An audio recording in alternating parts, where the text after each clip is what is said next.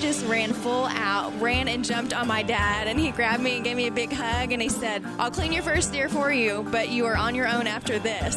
You know, we've chased him down and shot him with a pistol. We've shot him with unsuppressed rifles and suppressed rifles. So you name it, you know, we've done that. What is the conservation of the land and what's the conservation of the species of animal? Those are the two big factors, I think, when it comes to high fence versus low fence. So I want to go over and, yes, finish my Grand Slam at some point, and there's 3 that I have left for Spain. We're all on the same team. Like, why can't we support each other more so than just tearing each other down?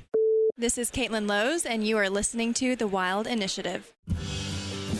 Put down your latte and pull on your boots. Our culture needs people that are leaders and not people that are waiting for somebody else to show them how to do it. Those fields of tofu, that was formerly habitat for wildlife. You're killing off wildlife by being a vegetarian just as much as a hunter when he kills a deer. I'm like, well, you see that bush right there? There's your bathroom. Yeah. My dad wears a Levi jacket. He sits in front of a sagebrush, and he tells me the best camo is hold still. Not to Donnie Vincent this, but be relentless in everything you do. Don't crap out, go back to the truck with excuses or whatever. Okay, assume I get a deer. How do I cut it up to fit into a Honda Civic? Just get outside and go, because once you do, it's all gravy from there. Hey, this is Zach Griffith. This is Hannah Barron. This is Jason Phelps of Phelps Game Calls. Hey guys, this is Cody Rich from the Rich Outdoors podcast. What's up guys, this is Chad Mendez. You're listening to The Wild Initiative. Hey yo, we are here at SHOT Show out in Vegas. This is my first shot. It is incredibly overwhelming, but it's a lot of fun too. You are listening to another episode of the Wild Initiative podcast, and today I am here with the one and only Kaitlyn Lowes. Kaitlyn, thanks so much for hopping on with me today. Absolutely. Thank you for having me. So here, finally, we were emailing back and forth for a little while. Yes. You asked me if I was coming to SHOT Show, and I said no, and then plans suddenly changed probably about 12 hours after I said I wasn't coming. But bombed on down and was happy to find that you were available to sit down and record with. Absolutely. Thank you. Thank you for coming up to see me. And I knew as soon as I saw you, I'm like, hey, I know that guy. So it was a pleasure to meet you. Absolutely. So just to start out, why don't you just give me a little introduction of yourself? How did you kind of get introduced to hunting and the outdoors and all of that? Sure. So I am originally from Texas, primarily grew up in a family that did a lot of sports, and my grandfather had purchased a ranch back in the 60s, so that's been in our family for quite some time now.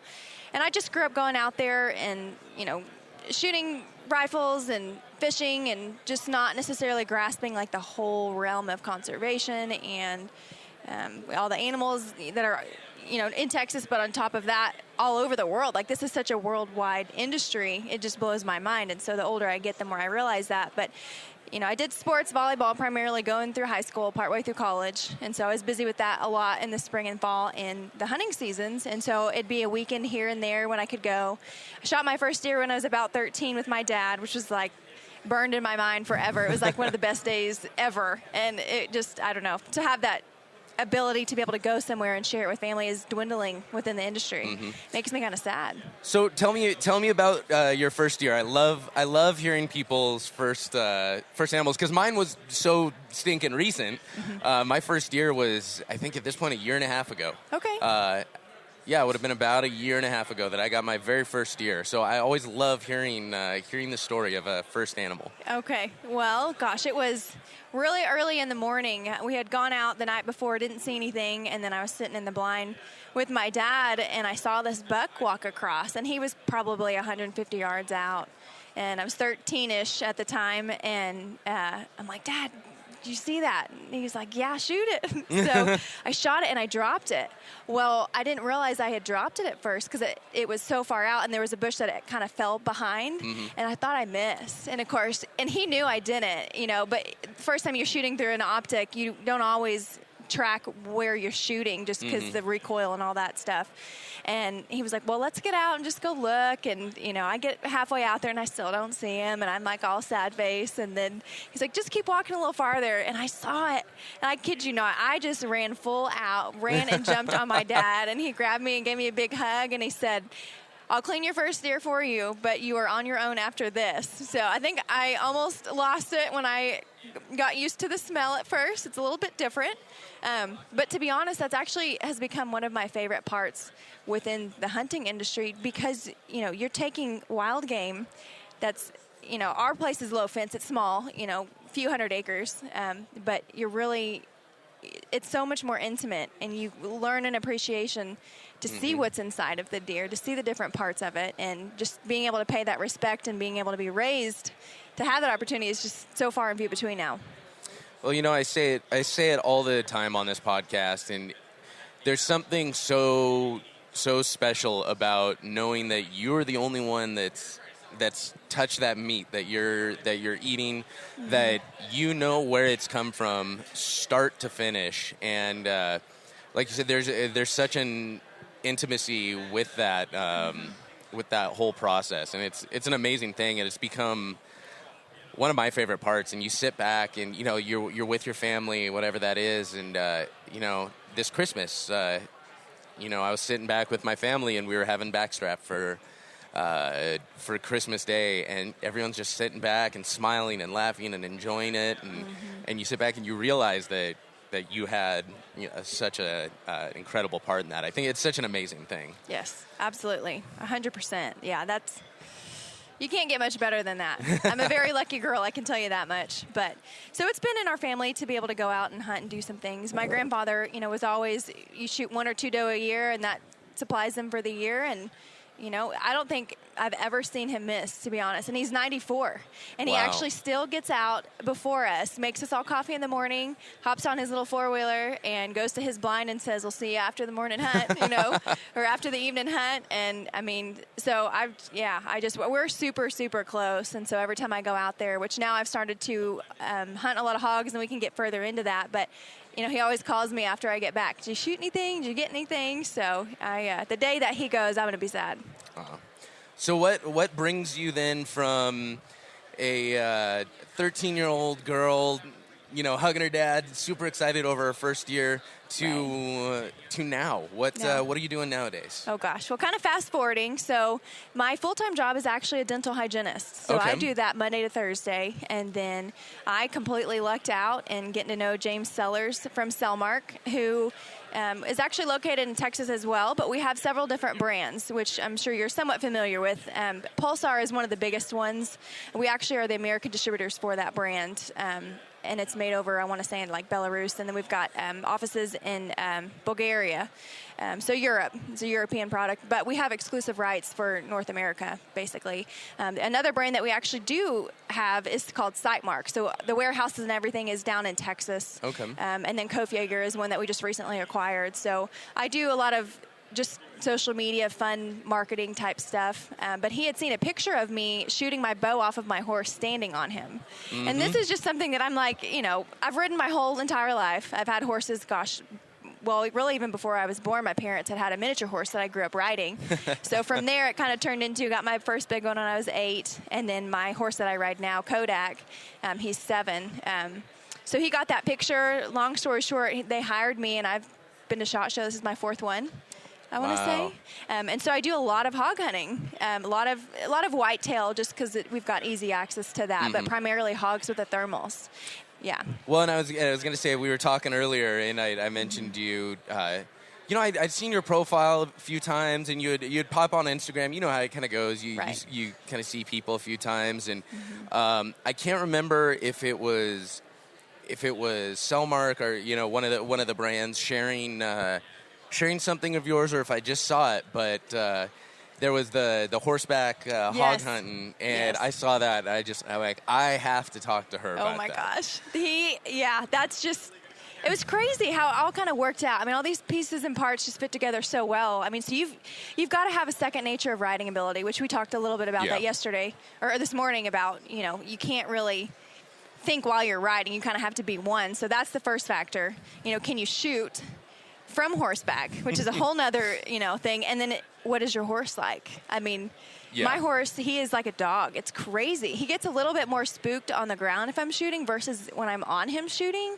And it's almost like he knows my body language. He knows he has to take care of me. He knows what the purpose is. And I've gone out so many times hog hunting with him. He just latches onto him.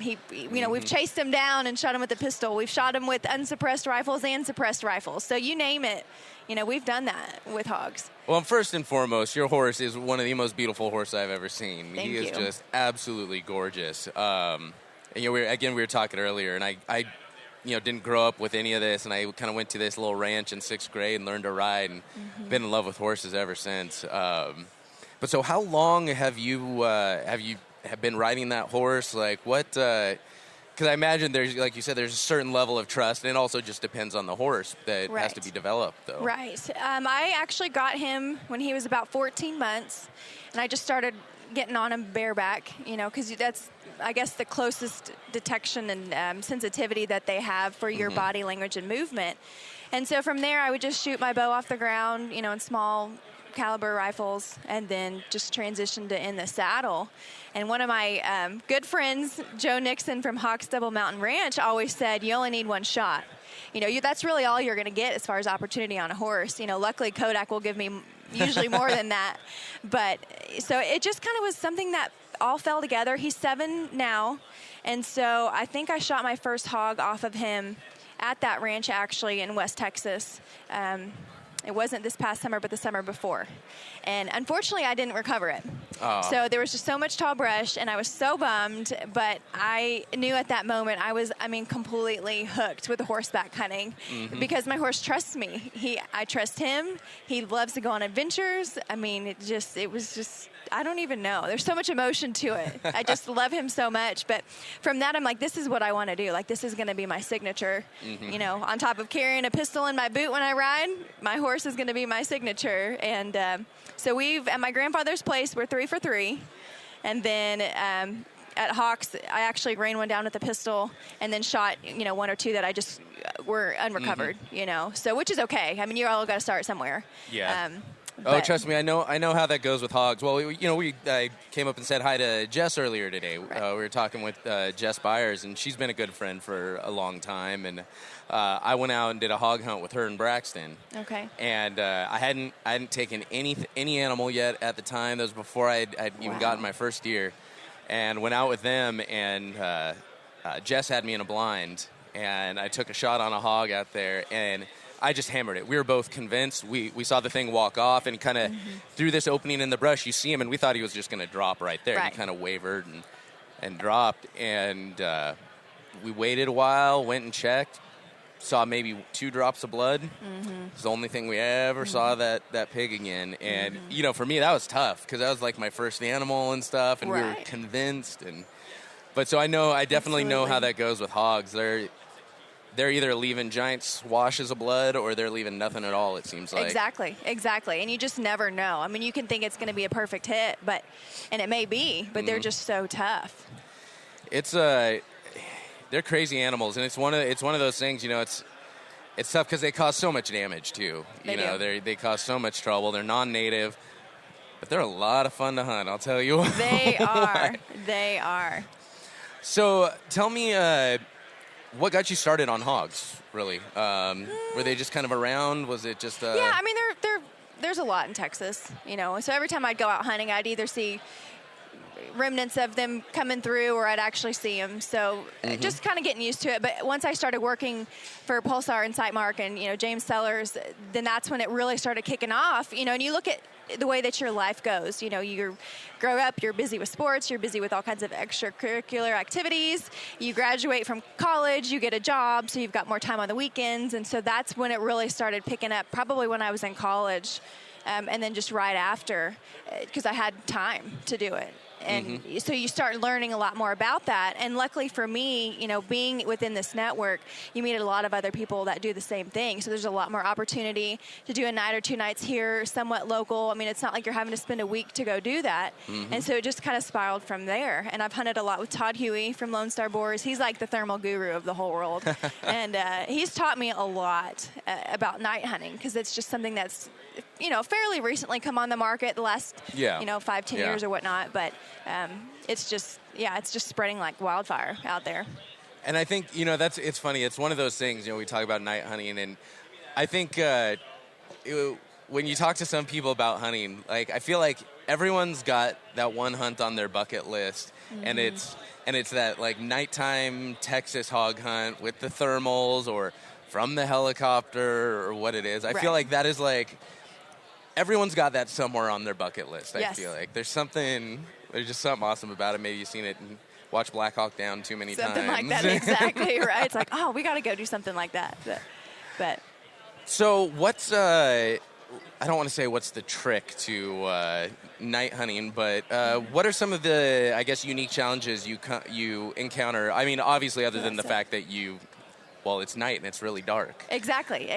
Well, depending on if you go with an outfitter or if you're going on your own land, like you really need to know where you're shooting or what you're shooting at, what's behind it, how far the range is. So our place being small, I've grown up going there, so that's really not something that I worry about. When I'm out in the field with other people, you got to know where are they at all times. Are they right next to you? Have they moved? Are they in your line of shooting? And you just don't necessarily know that. And, safety is a huge factor with that because people's emotions, get really hyped. They get really excited.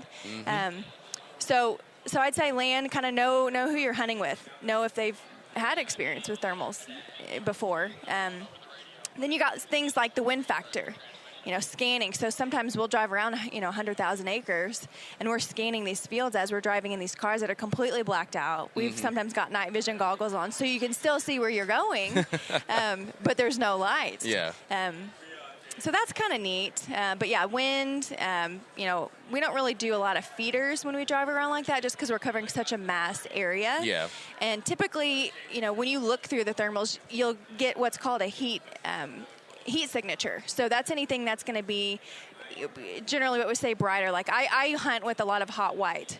So that means anything that's really, really warm is going to be very white. Okay. Anything that's going to be colder is going to be darker. So that's kind of how I key into what I'm seeing. And depending on the range, so like the products that we use for Pulsar, like my favorite thing that I probably use is my Trail XP50 or the Thermion XP50.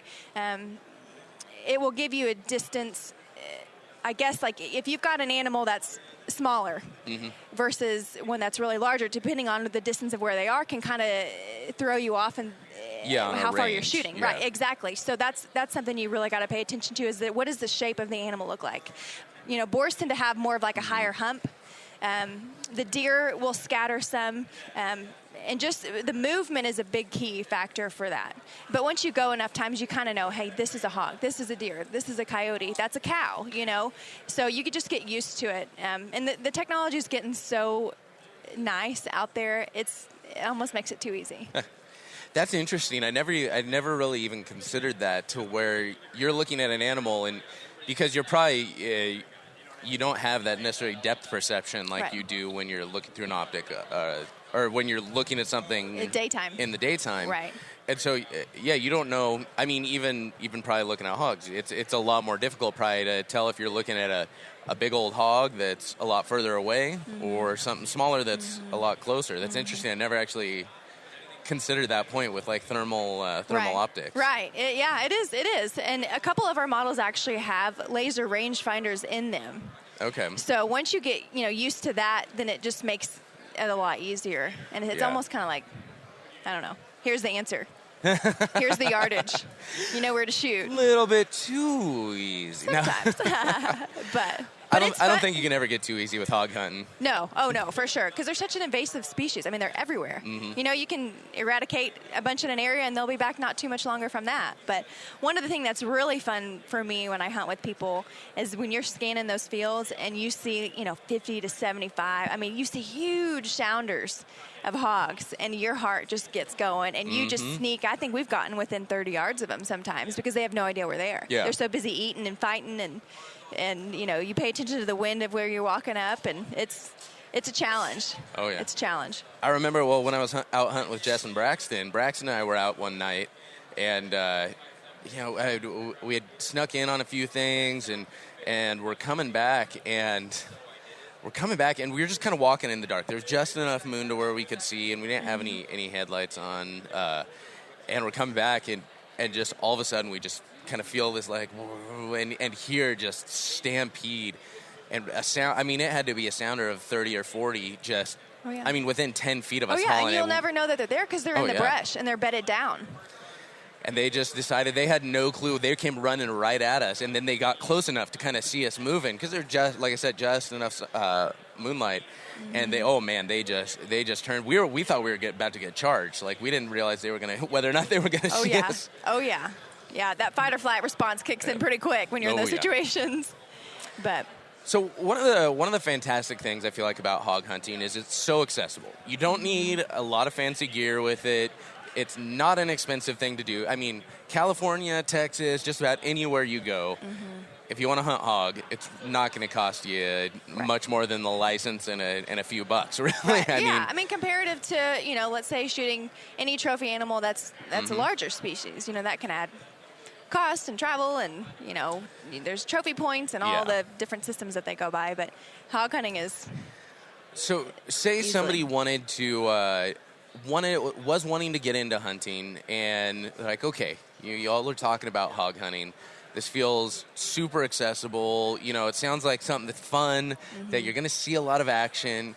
How would you recommend someone get started in that? Well, first you kind of need to know where will you be hunting. Is that something you're going with an outfitter with? Do you have own access to your own land? What's your price point? How far are you going to be shooting? So there's the night vision game, and then there's the thermal game. Thermal, we kind of talked about, goes off heat signatures. The night vision, we've got an optic that's a digital night vision, and the whole night vision thing has just grown over the last several years, different generation-wise and stuff. But that tends to be a little bit lower in price. So if you're going to be shooting, within, I think one of our optics goes out to like 500 yards, which typically I don't shoot past like 250 or 300 at night at the most, usually. But you can get in a game for something easy about $1,300. Thermals, our high-end thermal that we have is about $6,500. So a lot of times people will get a smaller handheld thermal to scan and see, okay, this is where the hog is, let's locate it, and then they get within shooting range of 150 yards, and then they're shooting with the night vision optic. So just think of like a black and white photograph. You're almost getting a lot more of that detail with that versus the thermal. It looks just a little bit different. Yeah. So that, that's kind of a good entry level. Well, and say not even necessarily night hunting, but if somebody wants to get their start in hunting, maybe some tips, some things they should consider, like how would you, if somebody came up to you and said, hey, I want to hunt hogs, what do I need? What should I do? Well, definitely check your state regulations. I'm much more familiar with Texas than I am anything else, but I do have a hunter's safety course. And to be honest, I don't remember if you have to have a license for hunting hogs or not, or if you just have to have the hunter's safety. That's definitely different in every state. I've noticed, because some states, you have to you just have to have a license. Other states, you don't even have to have a license. You just need to get a tag. Right. And right.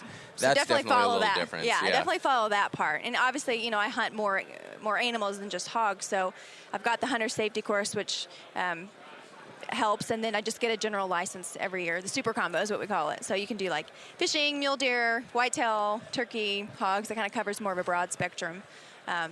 And then look at like equipment. So I hunt off my horse during the day with the 270, and I think the ammo that I've been using the most is a Remington Corlock because it just like mushrooms out, and I've had really, really good success with that. So I wouldn't go much less than something like that. 308 works really well, but you want something that's gonna get the job done in a sense because they are so tough. So I would definitely look at a little bit higher caliber rifle than anything else. And then, gosh, what else have we talked about? Sometimes people will bait hogs, with corn and feeders and stuff like that. Kind of look at the land, or you buy water. There's a lot of hogs by water sources too. So here's a question for you. And it's Texas, I feel like, gets a really bad rap sometimes. It's especially with the whole public land movement that's going on. Yes. You get a lot of people snide remarks, I'm sure, because I've got enough friends in Texas to where I see it all the time. Where all you do is high fence hunt and blah blah blah, bottle fed deer this, and it's not really hunting if you put out a feeder. What's your thoughts on that? How would you respond to that kind of an attitude? I think you have to look at what is the conservation of the land and what's the conservation of the species of animal. those are the two big factors, I think, when it comes to high fence versus low fence. And, I'm not necessarily partial one way or the other. I grew up only low fence. So you kind of shot what was available, shot what was there, let stuff go that you think could make it another year. High fence, like the Hogs ranch that I hunt at, it's 25,000 acres. But when I'm out there, it's almost like it's still free range because it's so large. So I think there's a respectful and disrespectful aspect to everything in life, and it's just going to be what are you going to do yourself to portray that in respect to the animal, in respect to the land, the people that you're hunting with. So it just kind of depends on what your, I guess, viewpoint is on that. The genetic thing, I think sometimes if you just keep breeding the same thing with the same thing, yes, obviously that can cause some issues and stuff, but I don't know. I asked that question. I just find it kind of funny because most of these guys that say that have never even been on a high fence ranch, and pretty much the range of half of the animals they're shooting is probably less than the entirety of that ranch is together. And so I do like asking that question because everyone responds in a different way, but it's a funny thing because people get so critical of things they don't understand and don't want to understand. Right, exactly. And misrepresent it left and right. So absolutely. Well, a pinned in 50-yard place is, that's obviously not something that I'm comfortable with, but you just got to find what levels work for you. Well, and that's the funny thing is I feel like so often when people talk about, say, like a high fence ranch, that's what they portray it as, is like, okay, some dude from overseas wants to fly in, have somebody open a cage, let a deer run out, and they want to shoot it. Like, that's not what a high fence ranch is. It's also not, tame bottle-fed deer that, people are shooing out. These are wild animals roaming around on thousands and thousands of, acreage. I can't even. Acreage. Thousands of acres. It was somewhere between acres and acreage, and I think we're getting hungry. I think SHOT Show's kind of wearing us out. It's only day 2 for me, and I'm already beat. So that's funny. Oh my goodness. But yeah, you just got to look at what are you comfortable with, and in your gut what's right and what's not right. And the thing that kind of frustrates me a little bit within the hunting industry is we're all on the same team. We all support Second Amendment. Like, why can't we support each other more so than just tearing each other down? And half the time I just don't even pay attention to that because I just don't have the time to even worry about it. I help people out when I can help people out, and I make sure the people that are genuine and I want to be in my life are. So. Yeah. And we're not talking about people that are doing things unethically. We're not talking about people that are disrespecting wildlife. We're talking about someone that hunts in a different way than you do that you may not be interested in, or whatever that happens to be. I mean, you want to get people riled up, start, asking what's more ethical between different calibers, and dear Lord. Yeah, you could definitely go down a rabbit hole with all that stuff. I feel like you could start a war just over, what size bullet you should use for an elk or for deer. So right, exactly. Well, now that we've kind of gone down a rabbit hole, jumping back to the horseback hunting stuff. Yes. So we've talked about, a lot of thermal hunts and stuff with hogs. That's one thing that I want to do with my horse. I was so close one night, almost shooting a hog with a thermal at night off of him, but just didn't line up. But I do have a lot of fun during the day, and I've used some of our optics. So, like, for instance, I switch between a 270 and then an AR style. I use a 6.8 from LWRC. And then just some of our red dot optics from Sightmark. So that will allow me to use a magnifier with it, go back and forth from different ranges a little bit quicker. And I love that AR because it's easy to manage. It's easy to hold. It's good lightweight. You mean you actually hunt with an AR? Nobody hunts with an AR. Nobody does. Shame. I know, right? Yes. No, that's actually one of my next things is I've got a few lowers that have been sitting around, and it's about time to build myself a hog rifle, I think. Perfect. And so that I think is going to be the next project. But So it's January of 2020 right now. Yes. What can we expect to see in this coming season? What are you excited about? I am excited about more horseback hunting, to be honest with you, to get real. So that's just something that I've had a huge passion for, and I have so much faith in my horse to take me to the next level. Shooting hogs is one thing, but when you go to shoot a larger animal, like an oryx or a stag or something that has a different mindset than a hog, it becomes trickier. The last time I went out to our place, I wanted to try to shoot a whitetail. And they're so much more spooky. Mm-hmm. They sense you a lot quicker. Hogs, they kind of think, well, it's got 4 legs. I'm not sure if I should be scared of it or if I should just, stay here. But the deer, it's a totally different ballgame. They know you, and our place, again, is just smaller. So they get a little bit more exposure, just jumping the fences and stuff like that. But so I want to try to do a bigger exotic hunt off my horse, do a lot more hog hunting type stuff. Probably just kind of do your general whitetail stuff. And another thing that we haven't really talked about lately is overseas type trips. So I'm sure you see I post a lot of stuff about 4 Aces Outfitters. So I'm actually partnered with them, and I can sell hunts to Spain and South Africa. I haven't been to Africa yet, but Spain. So I went a couple years ago, and shot an Ibex. So I want to go over and, finish my Grand Slam at some point. And there's 3 that I have left for Spain. So hopefully within the next year or 2, you'll start seeing me do a little bit more international stuff as well. There's the international hunting. It's one of those things to where I've always thought it would be fun, but it's not something I've wanted to pursue much. But Ibex in Spain there's a few things. There's Ibex in Spain is one. A Cape Buffalo is... Yes. If somebody handed me an African hunt on a platter and said, "Here you go, just buy a plane ticket and we got you covered," yes, of course I would take that. Right. But I'm not necessarily the guy that's dying to search that out. The North American animals are what fascinate me. Just like bear and moose and caribou and all of that. That's where my passion is. That's awesome. But something about hunting a Cape Buffalo is just the the adrenaline that comes with it. You hear everybody's stories that have hunted them. It's like the baddest animal on earth right there. And I think it's just one of those opportunities. It's, me as a guy, I can do this, thing, right? But that's funny. But yeah, that and then New Zealand. I want to hunt tahr in New Zealand. So those are my 3. Amazing. Everything else is kind of, okay.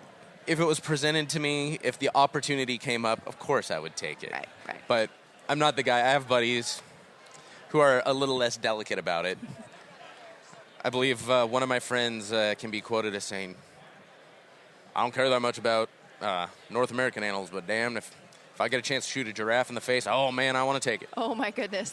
I'm really delicate way to put it there. I get what you're saying, but not the most... I completely understand what you're talking about. Yes. No, I completely agree. One thing I think that you will really come to enjoy if you ever do get to go to a different country is the views, the countryside, the people, the culture. And for Spain, for example, I was hunting in the mountains, and then after I got done, I toured around Madrid and Barcelona and saw all the historical stuff and how old these other places really are compared to the United States. It just blows my mind. And I don't know, just to be out in the middle of nowhere and see these fields of these white rocks that have lined where the crops have grown and these old churches that are from the 1200s, you just can't put a price on that. No picture I think will ever give you the same or the equal, I guess, visual as actually going there and seeing it yourself, which is just crazy. And I think, as much as we talked about loving to be outside in the outdoors and just taking it all in,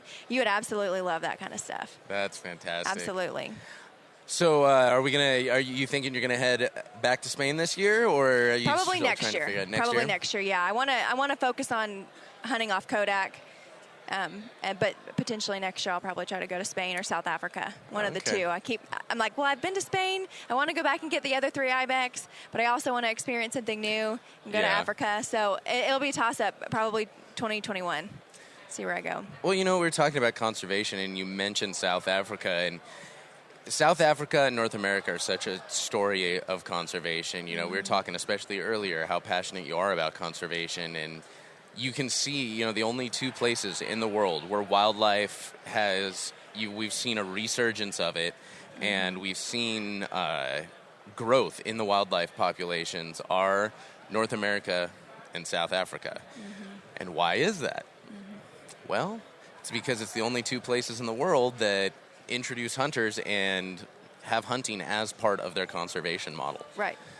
And it's such an amazing thing. I don't know do you know much about as far as Spain's conservation model? I mean, I think it's somewhat similar to kind of what we do. There's certain, I guess, per providence, they try to keep track on what's the population of the animal that they're looking at. And I was actually talking with Jose, the guy that lives in Spain that I'm partnered with, and he said that the conservation from what it used to be and now, he said there's Ibex all over the place. I mean, we saw tons and tons and tons when I was there. And here I'm in the U.S. thinking that's like a mystical creature, but they've done so well with it because it's so regulated over there that I think it's just starting to become much more of a universal. We're starting to see these animals are being saved because of what our efforts are doing. The land is being much more taken care of because of what we're doing. Well, you provide value to those local landowners. Yes. Suddenly those animals aren't a nuisance. They have value, and so it provides incentive for those landowners to keep that habitat appropriate for that wildlife. Keep it wild rather than developing it or turning it into farmland, whatever that happens to be. It's suddenly those animals are providing value rather than just being a nuisance. Right. And so it's right. It's amazing that people can't see that value in more places. But so say you run into someone, maybe maybe you're in a cab and your cab driver is asking you, "Oh, where are you headed?" And you're like, "Oh, I'm going to SHOT Show." And so you guys start talking about hunting, and he's like, "Well, I've always been interested in hunting. I've always wanted to do it, but I don't know. I don't have any friends and family that do it. There's so much to learn. It seems really super expensive. I don't know. It's too intimidating for me. I don't think I can do it." What advice or words of wisdom, or encouragement would you give your cab driver on that ride to SHOT Show? To be honest, just to get out there. I mean, everybody starts somewhere. For instance, like I just started social media when I started working for this company. I never had hardly any followers, and luckily I've had a decent, growing with that. But like everything starts somewhere. Just get out there, check your local organizations around where you are. So, for example, I am part of Stewards of the Wild, which is a young professionals organization in Texas that helps support the mission of the Texas Parks and Wildlife Department, Foundation, etc. But what it really does is it helps get people joined up with other people who may have access to the outdoors. I mentored a hunt, back down by kind of Port O'Connor not too long ago, and the group, all the people had never been hunting before in their lives, and they were all adults, 30s, 40s, and we went through the process of firearms and shooting and what it's going to be like to take your first animal. How do you process that? So it was a whole roundabout way, and I've been very lucky to be a part of that for the last several years, and I'm very passionate about that. But organizations like that, there's always going to be people who want to share that with you. So definitely try to seek those out wherever you are, and I think different states have different things like that. I was going to say every state has countless organizations, whether they're conservation related, whether they're professional related, whether it's your local parks and wildlife has so many programs. There's so many options, I feel like, for people. And they're not always super obvious, but, if you can find a local gun club or hunting, or even like a local Turner's Outdoorsman or something, or like a Bass Pro, there's always flyers and cards and events that you can start reaching out. Attend. Absolutely. Well, and don't be afraid to go by yourself. I go to so many things by myself just because, my boyfriend doesn't live super close to where I am, or, my parents are working, or my brother's busy, and, so just go. Even if you're by yourself, just go. You make one contact and one place that you go, that could lead you to 5 or 10 or 15 other things. So never be afraid to go by yourself. And if somebody says they think they know more than you, they may not. You got to have the self-confidence to just push forward. And I look at where I had been and where I am now just because I've gone to so many things by myself. I've got friends all over the world, and I love it. And, we all have the same mindset on we love hunting, we love guns. We want to be respectful within the industry, be good representatives. So you will find those people, and those people will find you. I mean, if it's meant to be, it will work out. So just keep the confidence up. Don't be afraid to do things by yourself. All right, so if folks want to follow along, find you and Kodak on the internet, where can they hunt you down? Yes. Well, I'm only on Instagram. I'm not on Facebook. But just my name, Kaitlyn Lowes, Kaitlyn Lowes. And then my horse actually has an Instagram now, too, Kodak the Appaloosa. So I try to post some stuff for him on there as well. Fantastic. Well, we'll make sure to link to those on the show notes page. Kaitlyn, thanks so much for taking the time. I know we got a busy show here, lots of people to talk to, so I appreciate you taking the time to sit down and talk with me. Thank you for stopping by, and it's an absolute pleasure to meet you, and I look forward to keeping up with you in the future. All right, y'all, that'll do it for this episode of The Wild Initiative. Make sure you check out the show notes page at thewildinitiative.com. Go give Kaitlyn and Kodak a quick follow. Until next time, I hope this episode inspired you to get involved, get outdoors, and plan your initiative for the wild. Thank you for listening to The Wild Initiative. Please take a moment to leave a rating and review on iTunes or Stitcher, and head on over to thewildinitiative.com to get show notes, check out the blog, gear discounts, other podcasts from the Wild Initiative family, and more.